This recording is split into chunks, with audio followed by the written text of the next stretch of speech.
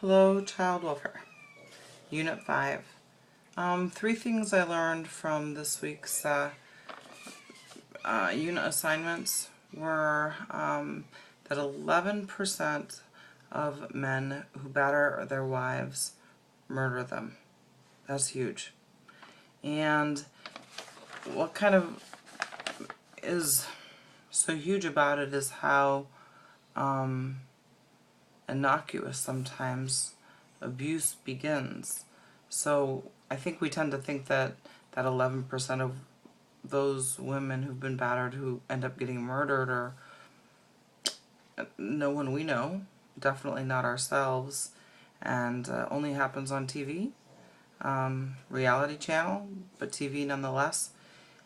But the reality is that domestic violence progresses. It escalates from verbal assaults, finding fault, name calling, to physical aggression. Those are the stages. How many women are verbally assaulted by their husbands? How many women live a life where their husband's always finding fault with them? They don't feel like they can do anything right. They are being called bitch or lazy or you're just too dramatic. I don't know, all of that kind of stuff. There's a ton of it happening.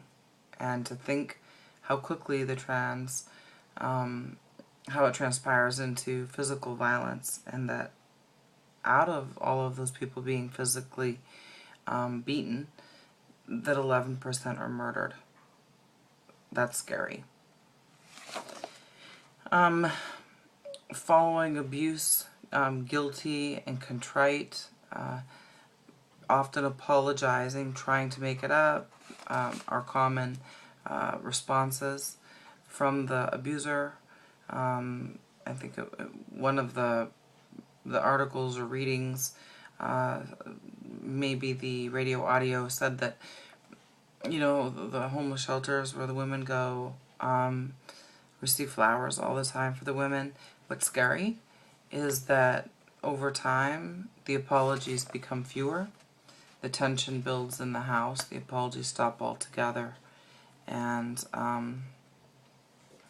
think common sense, when we're in a bad relationship, I'm 49, and despite a marriage of 20 years, I've dated, and you do, when you're in a relationship and you have someone who's controlling or not nice to you, they do apologize in the beginning, and you do know, common sense, right away, those apologies are going to end because they're going to find fault with you pretty soon. If they don't learn to control their behavior, they don't want to keep apologizing, they don't want to keep being wrong. So this is common. It's common everywhere. 11% of women who are physically abused are murdered. Point number 2, I don't have my papers organized.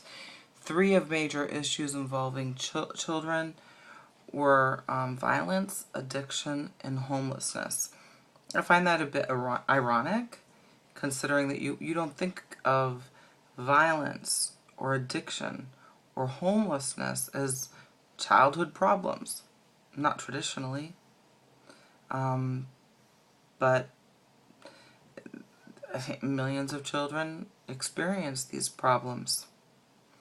My third point that I found incredibly troubling and a bit fascinating at the same time, again very troubling, is that all eggs for a female's lifetime are present within her at the time of her birth and may cause abnormalities for the next generation if that female's mother used drugs while that baby was in utero. I'm going to add a fourth point that surprised me, I think. Maybe the most. I'm not devastated by it, but I was surprised. According to the definitions of what homeless is in this country, I was homeless from age 14 to age 18 when I married. I lived with relatives, friends, and I always had a roof over my head, but according to the definition, I was homeless. Gives me a completely different outlook on what homeless is. Two things that I found troubling or that I didn't understand prior to this reading and stuff.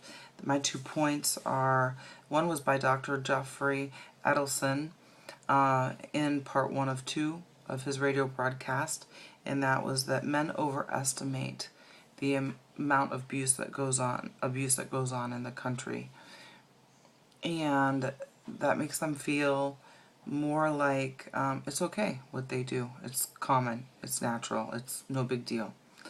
A lot of men who abuse have a lack of empathy. I mean, that's common sense, we all know that. But it perpetuates the cycle and the patterns and the ongoing abuse.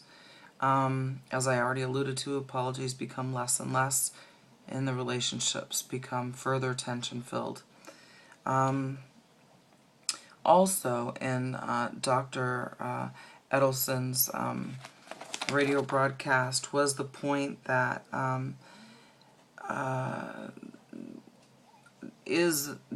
question was asked of him by the interviewer, is domestic violence, you've worked all over the world, is it the same the world over, or is it more prevalent in some countries than in others? And I was very, very surprised to hear him say that it's pretty much the same. It's a similar amount in every country that he's worked in the world over. He said what was different, however, was the response to it. He gave some examples. In Israel, domestic violence is generally ruled over by religious courts, the 3 main being Jewish, Christian, and Muslim, and that women weren't represented fairly oftentimes in those courts, and so they made a big effort to get it into civil court as an assault case rather than a family court as domestic violence, in order to get their rights represented better. Also, a second factor in what differed in the world were community responses and programs, as well as the legal system. And I was a bit surprised about that as well, just knowing that in some countries single women can't get housing. And he gave an example again of a single woman who had been beaten by her husband, and they were in the process of divorce in the courts, and he moved in with his girlfriend, and she had nowhere to live, so she ended up living in a bedroom of their house with the man who had beaten her and his new girlfriend, and that was what she was reduced to. My question that I came out of all of this with was, one of the reasons it gave that children, the major issues, okay, for people who are homeless, they gave 4 standard backgrounds that led to people being homeless: economic hardship, addiction, I can't remember the 4th, but number 2 of the 4 that was listed, and that was in our book, was mothers leaving abusive relationships. So there's a conundrum, eh? Just in the topics that we're discussing right here, right now in class. Women don't leave. They don't leave. They're afraid. They have economic hardship. The guys apologize. They think it's going to be better. They come back. They destroy their family ties, their friend ties. People who tried to step in to help them so many times, but the woman just continues to go back. And so it leads to one of the 4 top reasons when they do leave for the women and children, which is the rising population, the top rising portion of our population of homelessness. It leads to them being homeless. So the correlation of, if I leave this abusive relationship, my children and I may be homeless. What can be done about that? There There was wordage to people that are in economic hardship. There are resources for drug addicts.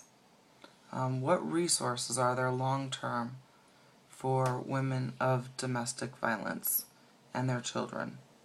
So,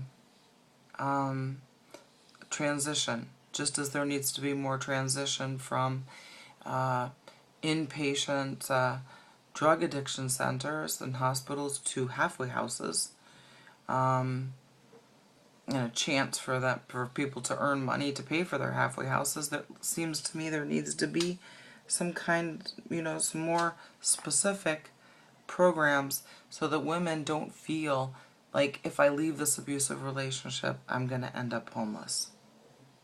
There need to be solutions that are there for them so that they feel they have a chance and some stability in their future if they take this major step to better their life. So, interesting chapter, and I look forward to reading yours. Thanks.